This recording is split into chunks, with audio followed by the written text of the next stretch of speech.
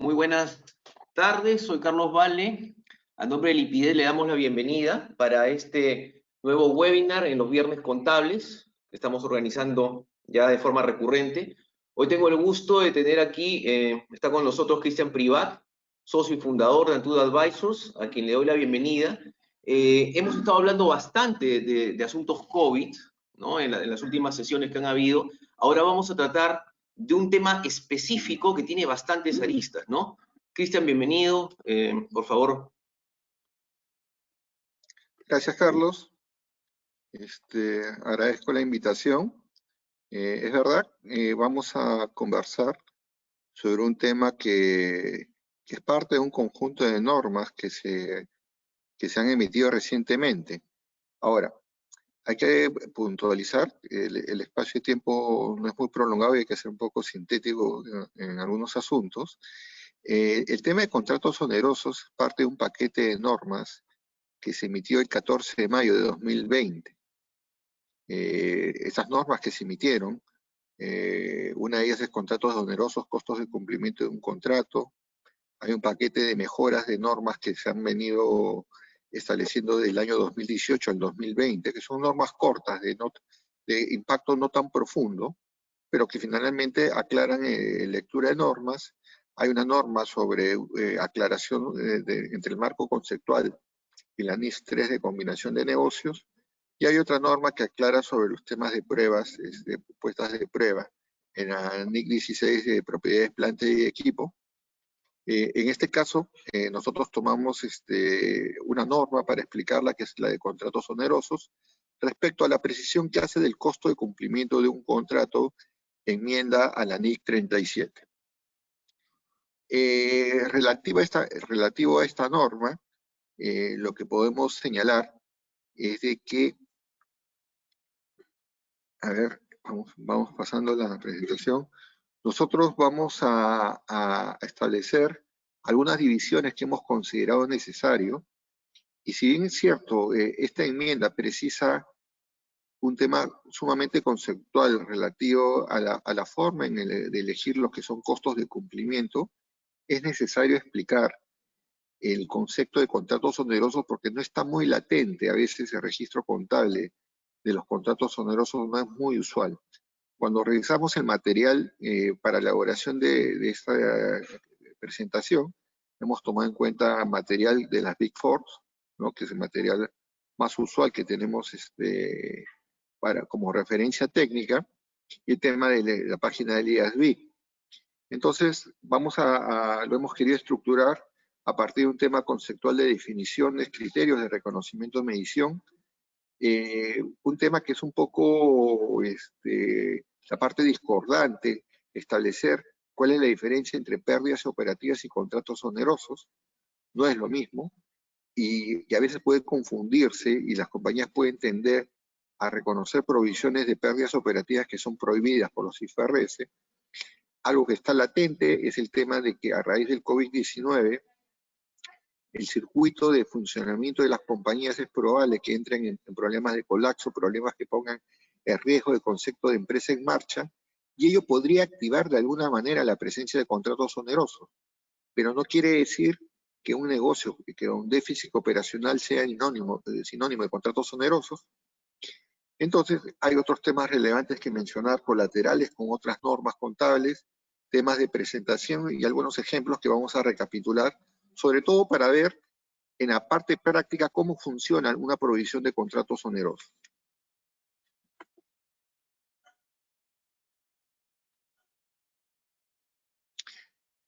Esta es un poco la foto de la emisión de esta norma que fue parte de un proyecto, que fue parte de un proyecto de borrador que había sido emitido ya unos años atrás, y de que ha venido trabajándose para ser emitida en esta fecha de mayo, cuyo objetivo fundamental es mejorar el proceso de medición de lo que son los contratos de naturaleza onerosa, sobre todo los costos de cumplimiento de un contrato.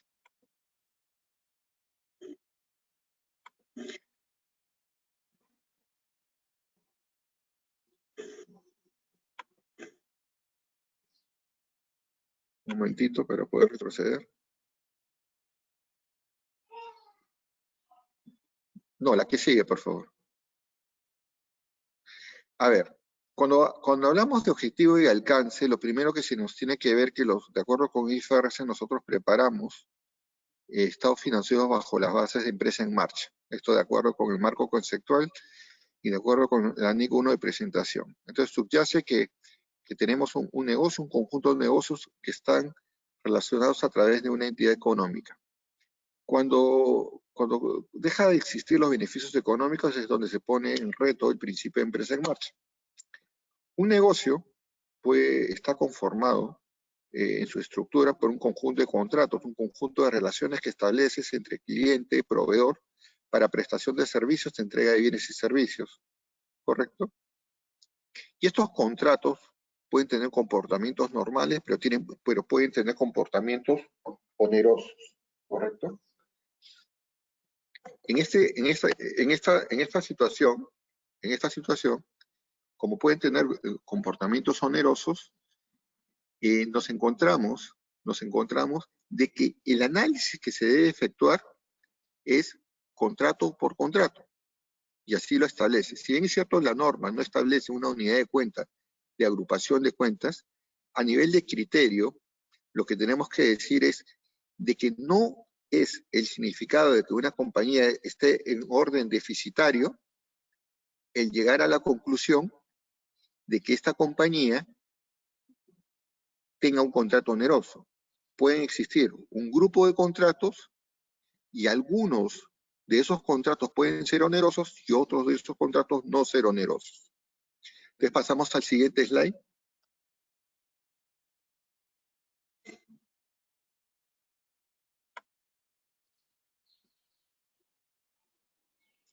¿Cuál es el objetivo de alcance? Continuando.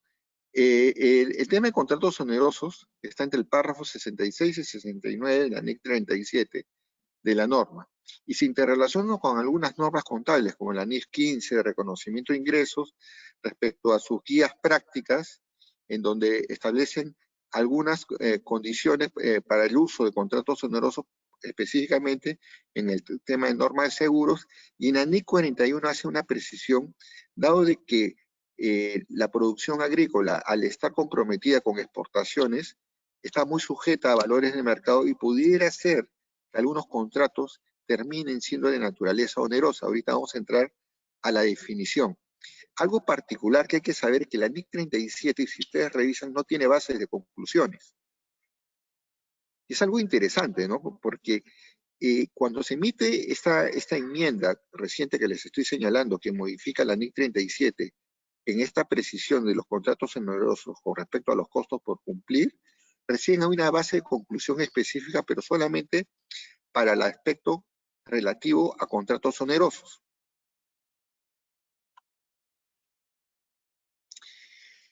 En la parte de definiciones, entendemos que un contrato es una relación, es un acto de buena fe en el cual dos partes se relacionan para transferirse bienes, servicios, para generar beneficios mutuos, ¿no?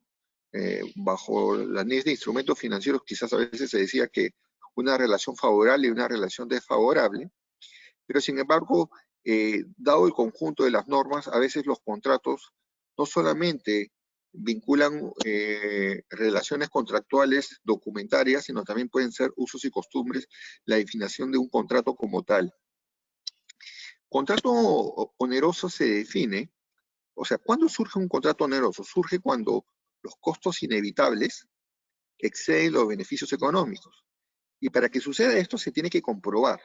No solamente es la sensación de que al tener una compañía tener pérdida, quiere decir que automáticamente tiene un contrato oneroso. Porque como hemos dicho, los negocios están compuestos por una serie de contratos. Y algunos contratos pueden ser onerosos y otros no. O sea, la condición deficitaria de una pérdida no gatilla necesariamente el que haya una situación onerosa, porque la situación onerosa no es potestad absoluta de la empresa, sino del contrato específico como tal. ¿A quiénes les afecta esta situación? Les afecta principalmente a las empresas de construcción, fabricación y servicios, ¿no?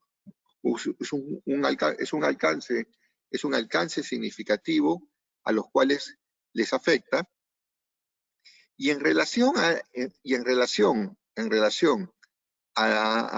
lo que me señalo es porque la NIF 15, la norma de reconocimientos de ingresos, la nueva norma, excluyó de su alcance el tratamiento de los contratos onerosos, que sí lo hacía la norma anterior de la NIC 11 para contratos de construcción, y ahora le está cediendo mayor rol y participación de valoración de contratos onerosos. Casualmente le está cediendo esta participación a la mismísima NIC 37, que en su párrafo 68 es la que indica los criterios de medición para contratos onerosos. ¿Correcto? Entonces, esta parte conceptual es muy importante, y algo que es sumamente enriquecedor es saber el costo inevitable al exceder el beneficio económico, es el que determina que existe un contrato oneroso. Y esto es lo que tenemos que analizar contrato por contrato. Pasamos al siguiente slide. El anterior, por favor. Entonces, lo que hemos señalado se parte del principio. Un contrato puede nacer como contrato oneroso o puede presentarse en lo sucesivo. Pongo un ejemplo, ¿no? Tú podrías iniciar un negocio aparentemente porque para ciertos efectos ese contrato que tú estás buscando puede ser de que busques experiencia en el mercado, tal naturaleza estratégica, y puede bajo estos conceptos entrar a una definición de contrato oneroso cuya valoración para ti es diferente. Pero también puede existir un contrato que originalmente tú hayas plasmado que iba a generar beneficios y por ciertas situaciones que se presentan en el mercado termina no siendo lo que se había pactado, con lo cual, como indica el gráfico, los costos inevitables, ¿correcto?, exceden los beneficios económicos, por eso ponemos las flechas. Y lo que es materia de esta norma es analizar ese concepto de costos inevitables, que son los costos de cumplimiento de un contrato. Pasamos al slide siguiente.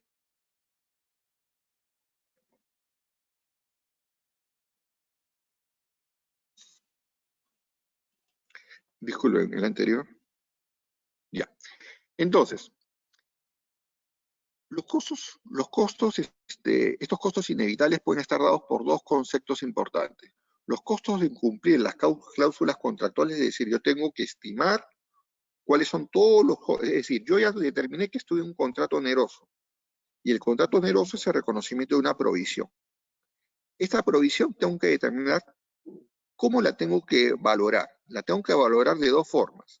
O por el costo de cumplir sus cláusulas, que es lo que está establecido, que son cláusulas inevitables que tengo que cumplir porque estoy amparado en un contrato que debo cumplirlo, o la resolución del contrato, porque los contratos tienen cláusulas en el cual ante el incumplimiento contractual tengo que pagar penalidades y multas.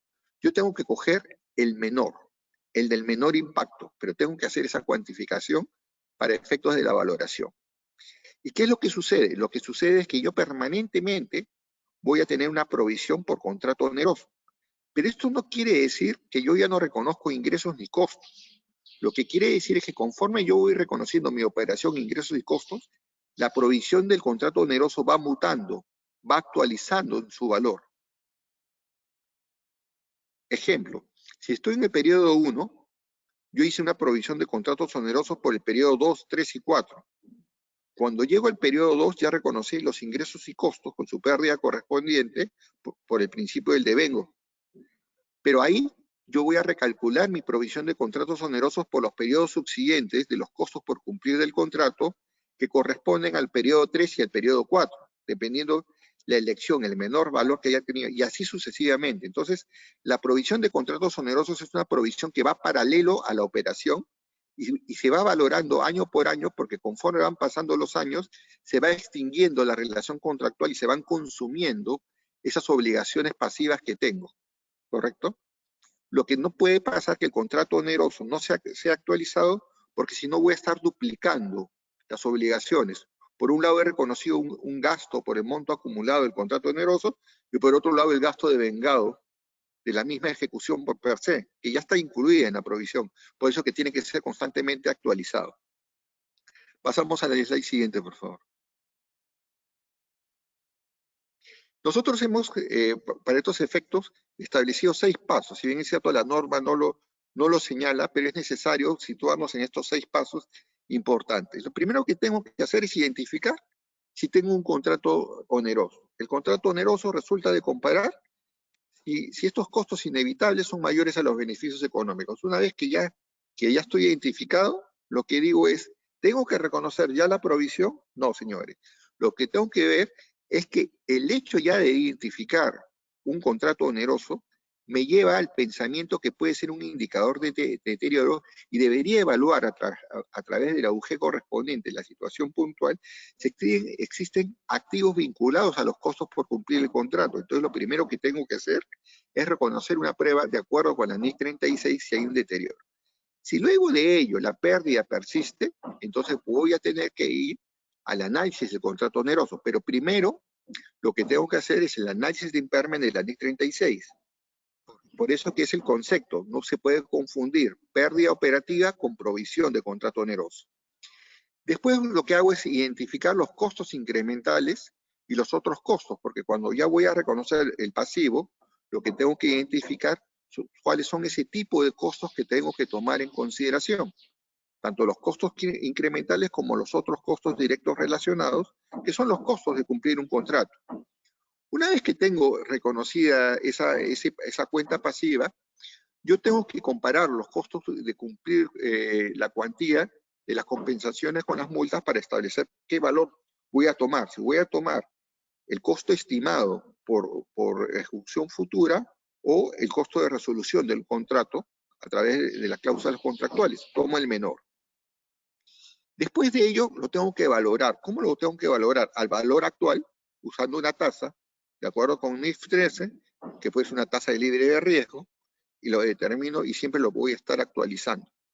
Posterior a eso, ¿qué voy a hacer? Siempre voy a estar actualizando la provisión onerosa en la medida que va pasando el tiempo y se van dando la realización de ingresos y el reconocimiento por devengo de los costos correspondientes. Entonces, ese es el circuito virtuoso en el cual va sucediendo el concepto de contratos onerosos. Si pasamos al siguiente slide, vamos a poder ver un poco más explícito lo que son los costos. Cuando estábamos hablando de los costos de cumplir, diremos que los costos de cumplir se dividen en dos partes: los costos incrementales y los costos relacionados al contrato. Y un poco más explícito, vamos al slide siguiente.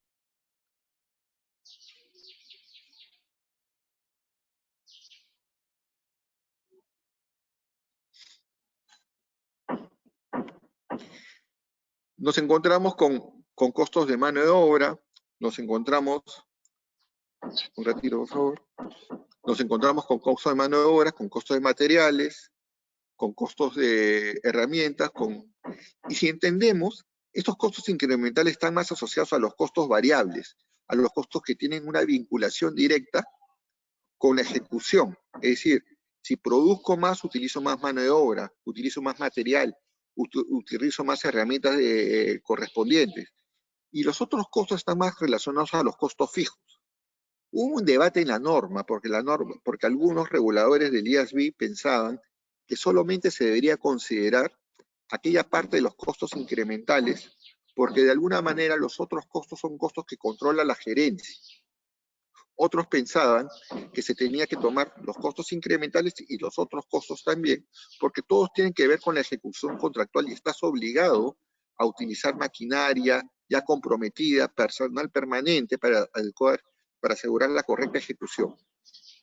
Al final, el IASB, el Comité de Normas, decidió utilizar de que los costos para determinar los costos por cumplir tenían que ser tanto los costos incrementales como los otros costos. Se llegó a esa conclusión. Y en el slide a continuación vamos a ver un ejemplo de cómo viene ese concepto en el cual tengo que reconocer una obligación y que esta obligación se va actualizando. Miren el cuadro. En el cuadro, este es un caso ficticio de entrega de trenes en 3 trimestres. En esos 3 trimestres yo tengo ingresos estimados de 120 y los costos ordinarios a través de una curva de aprendizaje han ido siendo más eficientes en el tiempo. En el primer periodo tengo un margen negativo de 25, en el segundo tengo un margen negativo de 20, Luego tengo un resultado de 5, lo cual me da un valor negativo de 40 acumulado. Sin embargo, aparentemente, lo que yo debería estar registrando son todas aquellas porciones de los costos inevitables que estoy incurriendo. Pero como ven en el caso, si yo quisiera determinar cuál es el valor del perjuicio, el valor del perjuicio, yo establecería un valor inicial de 40. Sin embargo, conforme va pasando el tiempo, yo lo que hago es la provisión acumulada que tenía reconocida, la voy reestimando y la voy recuperando. Es decir, conforme va pasando el tiempo, la provisión la voy recuperando en el tiempo, y esto lo que me genera es de que la provisión se va agotando y doy pase al reconocimiento de los ingresos y gastos. Paso al siguiente slide, por favor. Este es un ejemplo 2, alternativo y interesante, en el cual determino el hecho de que yo comience con un contrato y me dé cuenta de que el valor de mercado del contrato puede influir y determinar que estoy ante un contrato oneroso. Por ejemplo, soy una compañía que realiza mantenimientos a ordenadores y cobra una cuota mensual fija. En uno de los contratos, los requerimientos de mantenimiento son significativamente mayores a lo esperado. Entonces, la pregunta ahí es si estoy ante un contrato oneroso. Lo que no puede pasar es que los costos operativos o operacionales del negocio en sí sean atribuibles al contrato. Solamente se pueden tomar en cuenta aquellos. Entonces, por lo tanto, a la hora que yo determino la comparación o la valoración de estos costos inevitables para determinar cuál valor debo tener,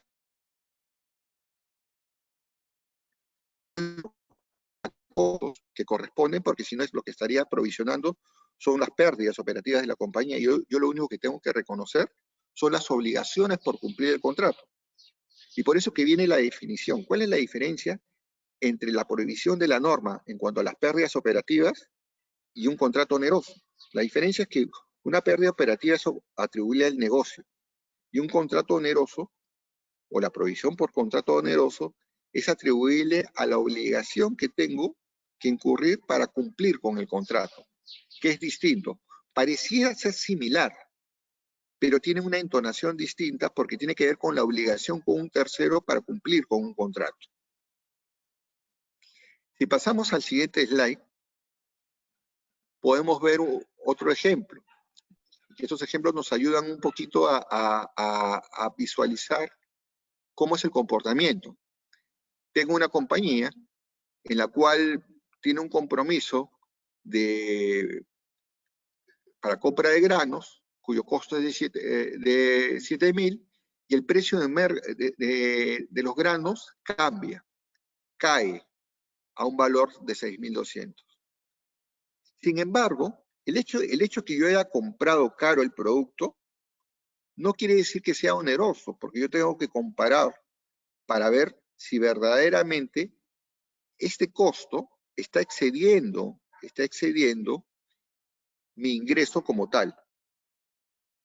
Porque yo voy a tomar que el ingreso es mi beneficio económico. Entonces, ese costo no puede ser mayor a ese beneficio económico.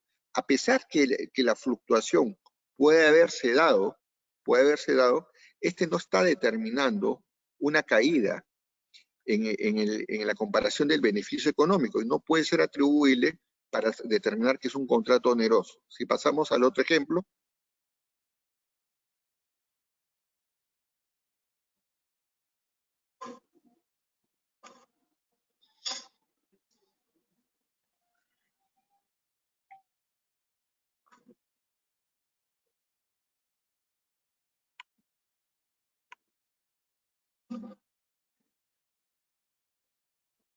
Ya. Creo que nos hemos adelantado un poco.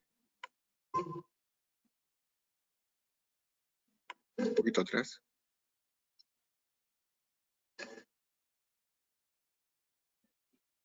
El ejemplo 4.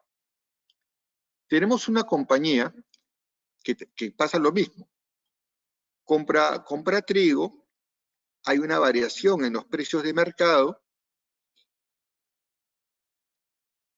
hay una variación en los precios de mercado, y la variación de los precios de mercado aparentemente podrían indicar que estoy ante un proceso de riesgo. Lo que hace es, sin embargo, la compañía espera obtener un rendimiento por la venta de este trigo, por lo cual yo no puedo entender que esto sea un contrato oneroso, porque a pesar que hay una fluctuación en el precio, yo tengo un beneficio producto de la comercialización del bien. ¿Qué es lo que sucede? Muchas veces se puede confundir que un perjuicio en obtener una menor utilidad puede ser un contrato oneroso, y no, simplemente es una menor utilidad. Esto no te está afectando el contrato en su integridad, solamente es una fluctuación en el margen que tú tienes y no es una característica para decir que estás ante un contrato oneroso. Pasamos al siguiente slide. Pérdidas operativas versus contratos onerosos. Y este es el tema más importante quizás, porque no quiere decir que el contrato oneroso sea el valor actual de las pérdidas operativas. El contrato oneroso simplemente es el valor actual de las obligaciones contractuales que tú tienes frente a pasivos. No podemos confundir el hecho del concepto de entidad como tal o de empresa como tal atribuible a que eso es un único contrato. Los negocios están conformados por distintos contratos o agrupación de contratos y el análisis es individual. Quizás la interpretación nos pueda llevar a pensar que a veces hay que analizar un grupo de contratos, como lo establecía la antigua NIC 11, cuando hablaba que a veces para poder entender la estrategia de un negocio, se veía un conjunto de contratos porque tú podías aparentemente tener un contrato oneroso, individual, y cuando los agrupabas veías la estrategia comercial, que era perder en un contrato porque tenías la continuidad de otro que lo ibas a seguir, que era rentable y que comenzaba esa pérdida. Quizás esa podría ser una forma de analizar, y es más, en las bases de conclusiones señalan que en el caso de la NIC 37 se obvió ese desarrollo con la finalidad de emitir la norma porque pensaban que iba a generar demasiado tema de discusión. Ese tema todavía es una área gris, y la unidad de cuenta no está definida en esta enmienda que está determinada en la NIC 37. Pasamos al slide siguiente. Ahora que estamos bajo el ambiente COVID-19, nos encontramos con algunos hechos que determinan que muchas compañías van a tener muchas renegociaciones de contratos. Es latente la renegociación de contratos. Y esta renegociación de contratos lo que lleva es a diferenciar algo. Si yo no puedo diferenciar el perjuicio en el contrato, yo no puedo contabilizar un contrato oneroso. O sea, yo puedo tener un perjuicio que me origina un déficit patrimonial en una entidad, pero para yo poder registrar una provisión de contrato oneroso, tengo que tener un análisis individual del contrato oneroso donde pueda identificar claramente los costos de cumplir del contrato para poderlos comparar y valorar y determinar probablemente que estoy ante un contrato oneroso. Porque de lo contrario podría cometer el error de estar contabilizando una pérdida operativa, lo cual está prohibida por la NIF. Si pasamos para adelante,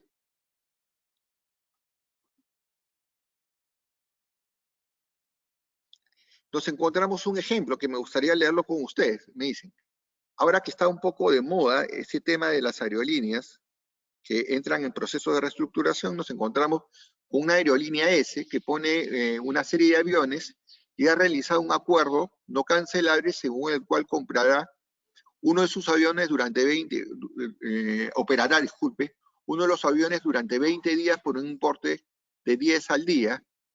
Te dice, se incurre en unos costos inevitables de 15 al día para operar el avión. Los costos inevitables de operar exceden los ingresos ordinarios y de hecho que estoy ante un contrato oneroso y te dice la pérdida durante los 20 días. Pero el hecho que tengas una pérdida no te determina que tengas el contrato oneroso. Lo que te hace pensar es que pudiera existir la presencia de un contrato oneroso y tengo que analizarlo desde el punto de vista del análisis del contrato en tal. Es decir, y te hacen la operación 5 por 20, tengo 100, correcto, de pérdida. Antes que se calcule la provisión por contratos de carácter oneroso, se debe considerar el deterioro del valor de la bien, señala. Y eso es correcto, porque al estar un activo vinculado con el cumplimiento del contrato, lo primero que nos lleva a la mente es pensar que lo primero que tengo que hacer es hacer la prueba de impairment, porque ya hay indicadores que me dicen eso. Luego que he hecho ese análisis, recién tengo que ver la presencia y posibilidad de saber si hay un contrato oneroso. Y por eso dice el texto. De considerarse el valor de la provisión el menor importe de los costos de cumplir el contrato o resolver el mismo con independencia de la intención que tenga la entidad, entonces ahí es donde yo tengo que hacer efectivamente el análisis, luego que he hecho la provisión por impairment. Luego que he hecho, y con la pérdida continua, ya entiendo que estoy ante la presencia de un contrato oneroso. Pero no lo puedo hacer si es que no he hecho ese análisis del activo que está vinculado con la prestación del servicio. Seguimos en el slide siguiente.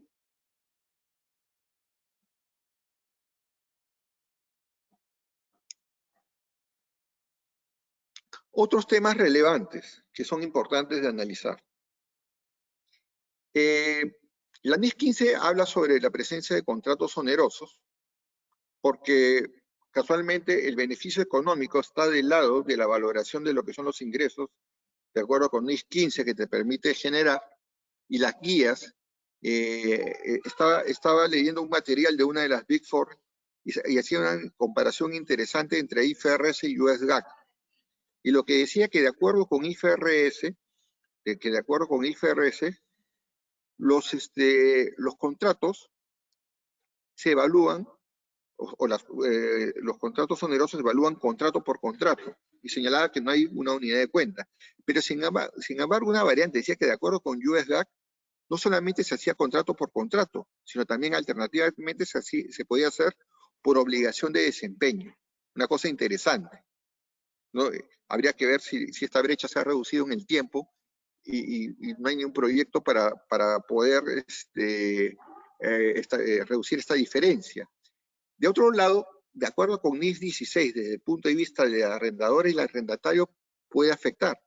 Desde el punto de vista del arrendador, porque puede ser de que tú tengas la prestación, de un contrato que deviene un contrato oneroso. Imagínense que tú tienes un conjunto de edificios y el costo por alquiler o el ingreso por alquiler que les cobras cae tanto que determinas que estos costos inevitables son mayores que la renta y el beneficio que tienes. Entonces, puede ser que comience a devenir, que tengas contratos onerosos que incurrir. Habría que ver porque el negocio inmobiliario es más particular y el costo más está asociado con la construcción. Con lo cual, tú dices lo primero. Miren qué interesante ejemplo. Lo primero que tengo que hacer, ¿qué es? No es identificar el costo, es ver el impairment. Y luego del impairment, recién analizo si la pérdida continúa, porque el costo más importante en una inmobiliaria es casualmente el costo de la construcción. Entonces, está más latente el impairment que lo que puede ser la propia provisión de contrato oneroso. Y en el caso del arrendatario, el arrendatario como tal puede ser el poseedor de un contrato que forme parte de una unidad de negocio y también puede devenir un contrato oneroso. Para lo cual hay ciertas figuras que explican la figura del subarriendo, cómo tiene que efectuarse esta evaluación. Y bueno, ya he mencionado el tema de la NIC 37 con respecto al tema de la unidad de medida, que es importante, Pero estas consideraciones son latentes. Ahorita, una característica en COVID-19 y que está afectando es el hecho que estás renegociando contratos. Entonces, si estás renegociando contratos, lo estás renegociando porque es muy probable que muchos contratos van a devenir en contratos onerosos. Es muy probable que esté la presencia que si tú no haces la negociación de un contrato oneroso, los flujos de beneficios que tú habías pactado determinar han reducido tanto su valor que los costos de ejecución son mayores. Y la única forma para salir de la situación de tener un contrato oneroso es renegociándolo. Porque si no, la característica puede ser permanente. Tú no sabes cuál va a ser el comportamiento y la relación de incertidumbre que puedas tener.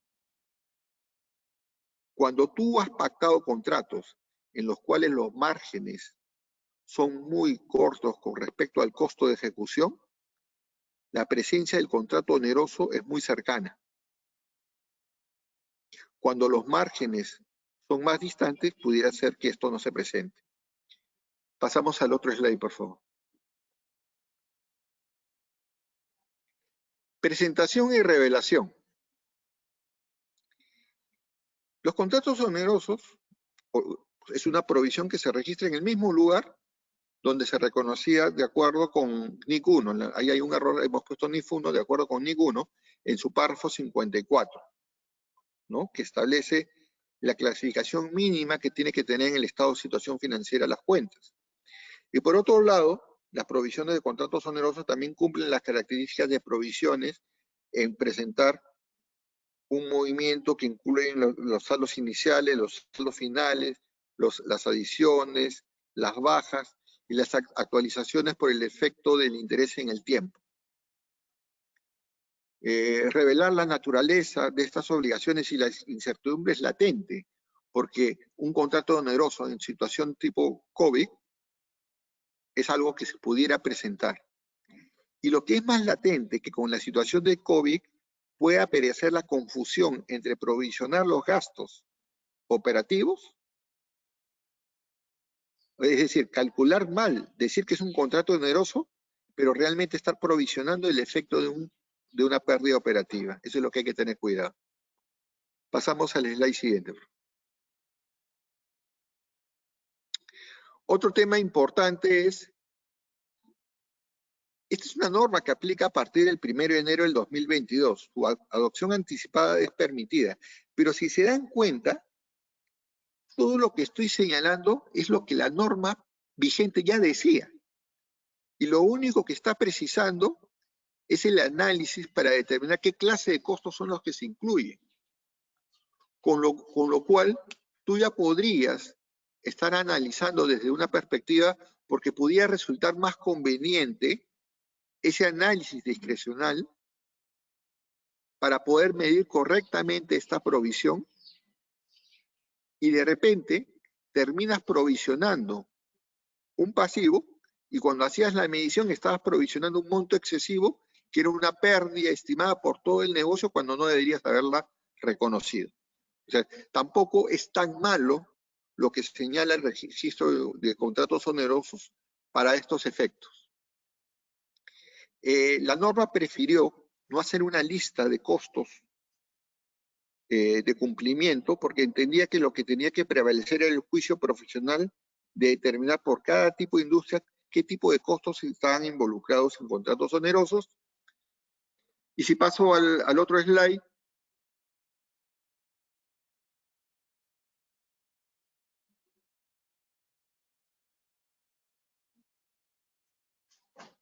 podemos poner un pequeño ejemplo. Ya este es el último minutos que me están quedando, donde dice una entidad tiene un contrato para adquirir 1 millón de unidades de gas a 0.23, la unidad lo que resulta en un precio de contrato de 230.000, el precio actual de mercado del contrato similar es de 0.16 y aparentemente estoy comprando a un valor que es diferente, o estoy adquiriendo a un valor que es diferente, lo que da un precio de 160.000, el gas será usado para generar electricidad, el mismo que será vendido en un margen Y lo que señala la solución sugerida es de que los beneficios económicos de un contrato incluyen los beneficios de la entidad de usar el gas en su negocio, y dado que la electricidad será vendida con un margen de beneficio, el contrato no es oneroso. Es decir, la fluctuación de los costos, así el valor del costo que tú compraste haya subido y hubiera representado,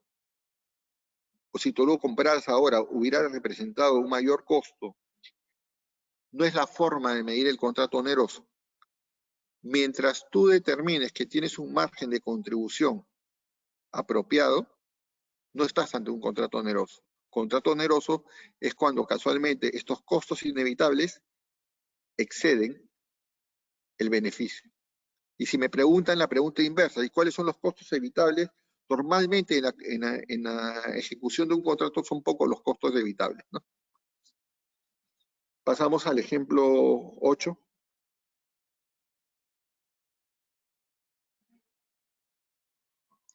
Deterioro de activos, que es un poquito lo que hemos señalado como el caso de la industria aeronáutica, de aviones, ¿no? En el caso de que es claramente que el activo más importante es un activo no corriente, lo primero que tengo que hacer es el análisis por imperme y luego veo si tengo contratos onerosos. Deterioro de activos, la electricidad se vende con pérdidas y la entidad tiene una pérdida operativa global. Ya el hecho que tenga una pérdida operativa general me determina un indicador que pudiera haber un contrato oneroso. Todo el gas comprado por la entidad es utilizado para generar electricidad usando activos específicos. Y lo primero que me viene ahí es decir, ¿cuál es el costo más importante en la prestación de mis servicios? Costo, inversión en infraestructura. Primero, ¿qué hago? Prueba de imperme. Y luego, recién veo si tengo la presencia de un contrato oneroso. Siempre ese tiene que ser mi forma de pensar. Es más, puede llegar a pensar que yo haga una provisión de imperme y ya no necesite hacer una provisión de un contrato oneroso porque no estoy ante un contrato oneroso. Porque al hacer la provisión por imperme, está solucionado el tema de valoración. Pasamos al slide siguiente. Costos de terminación del contrato. Y vamos a este último ejemplo. En el año terminado una fecha, por decirles, 2021, una entidad tiene un contrato con un proveedor de terceros, la entidad desea dar por terminado el contrato, a pesar que faltan aún 2 años, debido a que puede conseguir un contrato más barato. Esto pasa bastante, por ejemplo, en el caso de compañía de generación de energía eléctrica, ¿no? En el cual tú encuentras que que tú estás atado contractualmente con alguien, y viene alguien y te ofrece un contrato de compra de energía a un valor más barato. Entonces lo que tú comparas son los costos de resolver el contrato que está acá, porque la cláusula de salida la puedes asumir porque valorado el valor actual de los beneficios del otro contrato, sigue siendo más ventajoso el otro contrato. Eso no es un contrato oneroso. Este es el caso de una resolución de un contrato y no se puede tomar. Contrato oneroso no resulta del hecho de resolver contratos. Es una condición deficitaria propia del contrato en el cual te lleva a cabo la contabilización de obligaciones por cumplimiento del NIC 35 y en su párrafo 68 y 69. Entonces ahí creo que pararía. Carlos, estoy atento a tus indicaciones. Cristian, muchas gracias. Realmente muy interesante estas novedades que nos traes y recalcar la importancia de estar al día con todo lo que está publicando el IASB, ¿no? Bueno, a los asistentes los invitamos a hacer las consultas vía chat. Paola, no sé si tenemos alguna por ahí. Aún no, todavía no hay ninguna. Ok, yo voy comentando algunos temas, Cristian, que me gustaría algunas precisiones de tu parte, ¿no? Por ejemplo, hoy por hoy existen una serie de negocios que se ven afectados en el entorno que tenemos. Por ejemplo, hay mucho lo que se llama operaciones en stand-by, ¿no? Tengo maquinaria parada en cierta zona geográfica o tengo personal que lo tengo que destacar ahí para hacer la obra de mantenimiento, pero el activo no está produciendo, ¿no? O incluso también en muchos casos de cancelaciones, ¿no? Se han cancelado muchos eventos, se han cancelado viajes, se han cancelado una serie de contratos. Entonces, todo esto es un contexto en el cual se debería analizar esta enmienda de la NIC 37 que mencionas? Sí, lo que pasa es de que yo creo que todo tiene que ver con una cadena de análisis que tiene que ver con el negocio.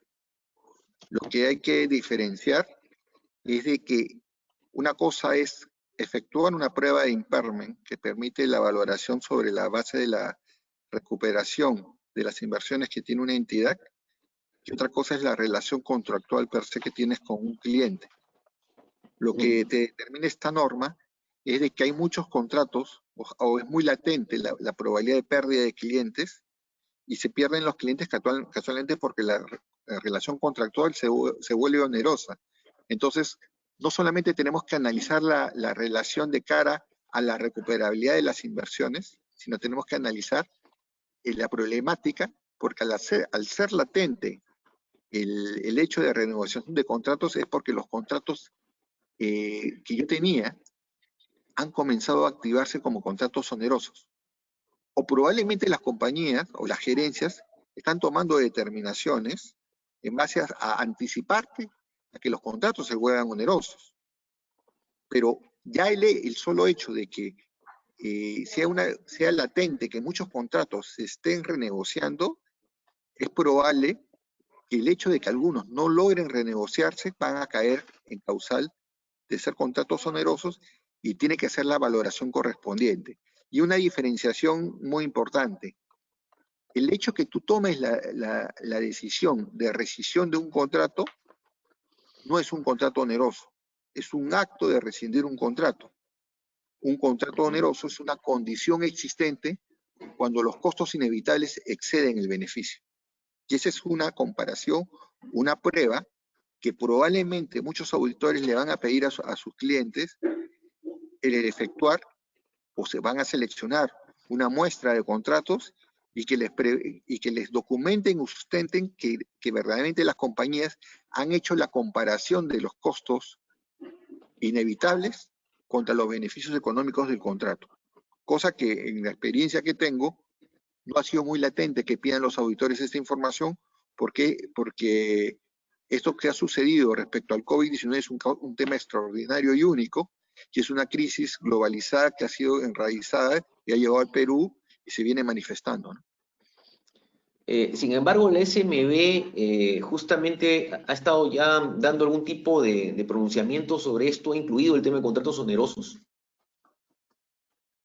Sí, entiendo que hace unos días la SMB ha sacado una guía, al igual que en el mundo se han estado sacando guías de precisiones e interpretaciones sobre los efectos de COVID-19, y entendería que para las empresas que están reguladas van a comenzar a hacer una serie de observaciones, requerimientos, para saber si tienen sustentados los efectos de COVID-19, para lo cual las compañías ya tienen que estar estimando. El tema que tiene la SMB, fundamentalmente, es poder determinar la confiabilidad de la información que las compañías reguladas están dando al mercado. Es muy latente que las compañías reguladas estén tomando como opción dejar de reportar al 31 de marzo las provisiones y trasladar esa responsabilidad para el 30 de septiembre, con la finalidad de no alertar a los inversionistas respecto a resultados porque no tienen toda la foto completa. La valoración del concepto de incertidumbre se vuelve un tema latente que requiere de un análisis y que requiere de una ponderación. Tampoco digo que está mal el no reportar esa información, pero como ente fiscalizador, la parte fiscalizadora de SMB está tratando de asegurar que las compañías hagan las estimaciones respectivas y lo tengan bien documentado para saber que las decisiones que realizan corresponden a un tema de ordenamiento y juicio crítico correspondiente. Gracias, Cristian. Y un tema final, no sé si Paula tiene alguna pregunta, sino para mencionar. Muy interesante la definición que hiciste, la distinción que hace US GAAP, ¿no? La forma en la que puede evaluar contratos onerosos, ¿no? Pueden ocurrir una serie de casos que los quería mencionar, ¿no? Un primer caso puede ser que cuando yo estoy en un contrato que tiene varias obligaciones de desempeño y aplico el paso 4 de la NIF 15, que implica el precio de la transacción, asignarlo entre la cita de obligaciones de desempeño digamos así, prorrateando sobre la base de su precio de venta independiente, podría ser que el resultado medido por obligación de alguna obligación de desempeño pueda ser negativo. Ese es un primer caso que te planteo. Y el otro caso, hay operaciones que son deficitarias, como bien decías tú, de nacimiento. Por ejemplo, en concesiones se puede dar el caso que yo opero varias rutas o doy servicio de transmisión de energía, y en alguna de estos segmentos que voy a tener a mi cargo podría ya desde el inicio estar perdiendo, ¿no? ¿Qué comentarios te dan eso en relación a esta enmienda?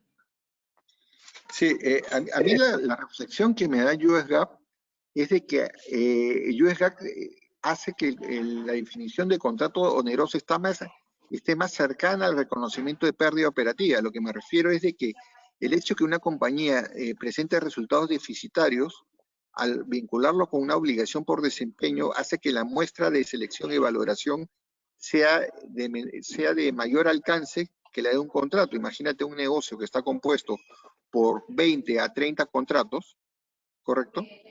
Y tú digas que el negocio está realmente establecido en 4 obligaciones por desempeño. El tú analizar a nivel de obligación por desempeño hace latente que la valoración de la obligación sea mayor que la que pudiera haberse efectuado bajo un tema de IFRS.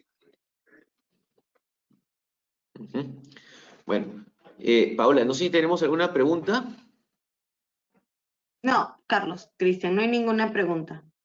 Ok, bueno, Cristian, sinceramente a nombre del IPIDET quería agradecer tu presentación, ¿no? Ha sido muy amable en brindarnos tu conocimiento, y bueno, te dejo con tus palabras de despedida, Cristian. No, nada, Carlos, Acaba de entrar una pregunta. A ver, te escuchamos. Ya, dice, operativamente, los gastos inevitables se van cargando a resultados y se extorna la provisión. Exactamente, exactamente. Lo que sucede es que tú reconoces una provisión, pongámonos, estamos en el año 1, tú reconoces una provisión, pero es una provisión basada en los costos inevitables de los próximos años, no del año en curso, porque en el año curso tú vas a reconocer un ingreso y vas a reconocer los costos correspondientes que llevan a cabo ese ingreso.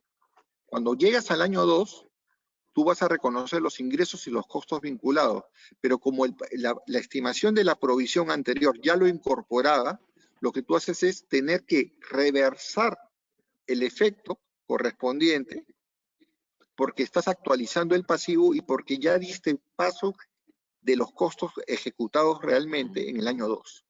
Es correcto lo que tú dices. Pero no te olvides una cosa, que lo que tú estás mostrando en el pasivo es un valor actual, cosa que la contabilidad histórica lo reconoce al costo real de ejecución, ¿no? Entonces hay un tema también de revelación de tasas, hay un tema de determinación de valor actual, hay un tema de valoración de condiciones al momento cero que realiza esta provisión. Bueno, Cristian, reitero el agradecimiento para tus palabras finales. No, agradezco y Muy saben que bien. cuentan conmigo cuando lo requieran. Muchas gracias. Bueno, y a todos los asistentes, en nombre del IPIDET, les agradecemos, gracias Cristian por esta exposición, les agradecemos su presencia y los invitamos para la siguiente semana, que tendremos otro viernes contable en estas épocas especiales de cuarentena, donde se tratarán también otras modificaciones importantes que está evaluando el IASB. ¿Ok? Entonces, muchas gracias, hasta luego.